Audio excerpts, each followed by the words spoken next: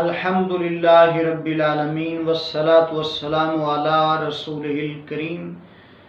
وعلی آلہ واصحابہ اجمعین، اما بعد فاعوذ باللہ من الشیطان الرجیم، بسم اللہ الرحمن الرحیم۔ میرے معزز سامعین کرام، السلام علیکم ورحمۃ اللہ وبرکاتہ۔ آج آپ کے سامنے ان روزہ داروں کے حوالہ سے چند باتیں کروں گا جو روزہ رکھ کے معاصی اور گناہ کر لیتے ہیں، کوئی بری بات یا برا عمل کرتے ہیں، تو ان کے بارے میں حدیث صحیحہ میں کیا ہے، میرے آقا کریم صلی اللہ علیہ وسلم نے ان کے بارے میں کیا ارشاد فرمایا۔ آئیے بخاری شریف کی ایک حدیث مبارکہ سنیے اور اسے سن کر اصلاح کیجیے۔ حضرت ابو ہریرہ رضی اللہ تعالی عنہ راوی ہیں، فرماتے ہیں کہ میرے آقا کریم رحمت عالم صلی اللہ علیہ وسلم نے فرمایا، من لم یدع قول الزور والعمل به فلیس للہ حاجہ فی ان یدع طعامہ وشرابہ، کہ سرکار دو عالم صلی اللہ علیہ وسلم نے فرمایا، جو آدمی روزہ کی حالت میں خواہ وہ مرد ہو یا عورت بری بات اور برا عمل نہ چھوڑے، یعنی قول الزور والعمل به، یہ دو چیزیں، برا عمل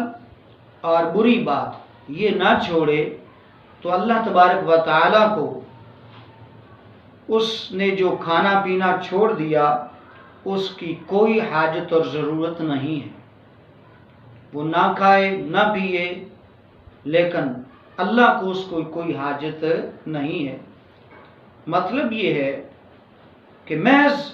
کسی روزہ دار کا سارا دن نہ کھانا نہ پینا یہ کوئی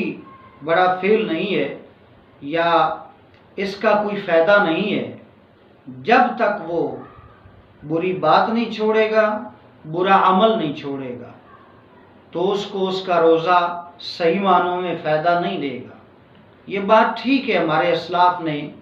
یعنی ہمارے آناف بزرگوں نے یہ لکھا ہے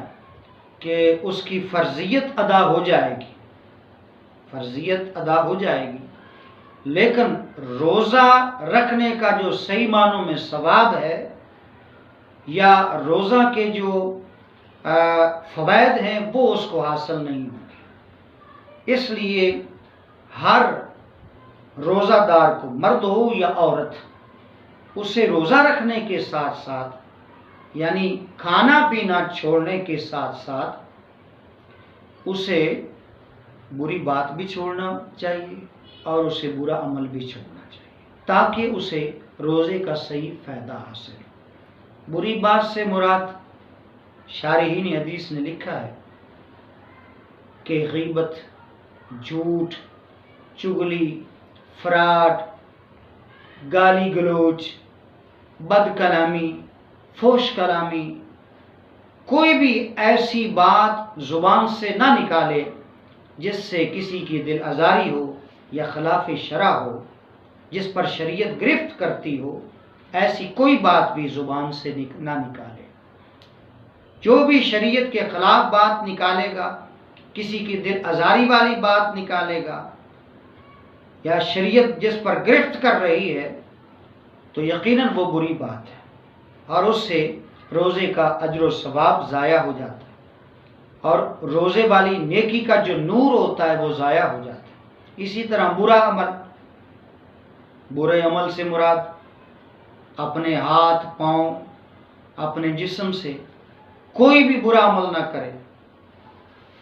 جو خلاف شرع ہو، وہ برا عمل ہوگا۔ مثلا ان ہاتھ پاؤں سے، اس جسم سے کسی کے ساتھ زیادتی کرنی، کسی قسم کی بھی زیادتی ہو، ان سے کسی کو دکھ دینا، چوری کرنی، ڈکیٹی کرنی، ان ہاتھوں سے جو ہے کم ناپنا اور تولنا، ان ہاتھوں سے اور جو برے کام ہو سکتے ہیں، پاؤں سے برے کام ہو سکتے ہیں، یعنی ایسے کام جو اللہ اور اس کے رسول کی نافرمانی والے ہوں، ان کی طرف قدم اٹھانا بھی برا ہے،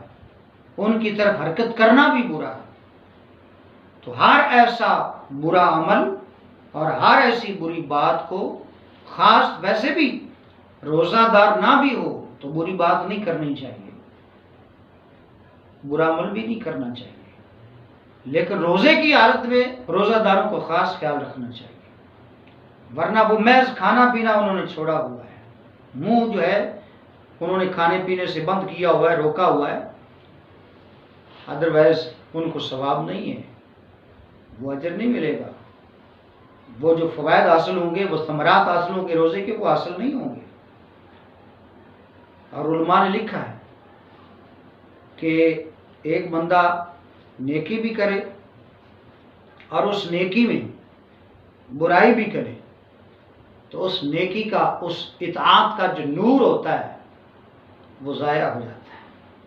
وہ اثرات، وہ ثمرات جو فوائد حاصل ہونے ہوتے ہیں وہ ضائع ہو جاتے ہیں۔ اس لیے